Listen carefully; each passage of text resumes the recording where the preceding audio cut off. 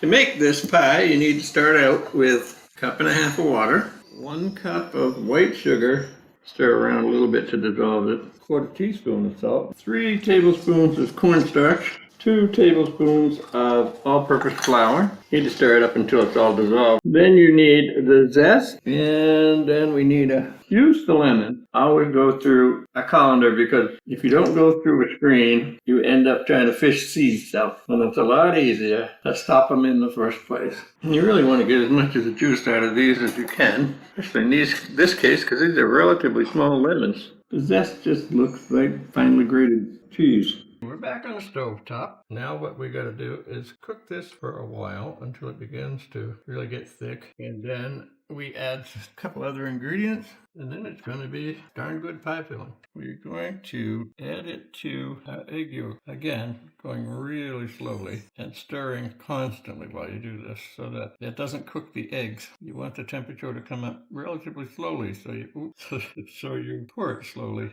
and you stir it to make sure that the temperature stays uniform. And I'm not used to doing this on the stove top, and my cup is sliding away from me. You want to pour till you have probably close to a cup, just to be on the safe side.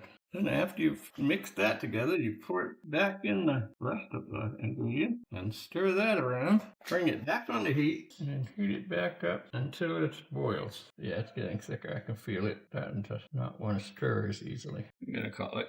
Okay, to make the meringue for this pie, a tablespoon of cornstarch, 2 tablespoons of white sugar, stir it together. You put it in a small saucepan with a half a cup of water and cook it a little bit until it's translucent. Then you set it aside, let it cool while you beat up the egg whites and sugar, which that part is it's like traditional meringue. It's just different. The cornstarch is not typically in meringue. And again, you stir until your arm falls off. I'm not really using the burner I'd like to use. This is much bigger than I need. But the other one has a iPhone case on it. I'm burning my fingers here. Earlier we baked the pie crust. Now we have the pie filling, and we're just going to put the two of these together. After the meringue is done, spread it on the pie so that it goes right up against the edges and seals the pie in there. Now the oven that's been patiently sitting there waiting for some pie to come in it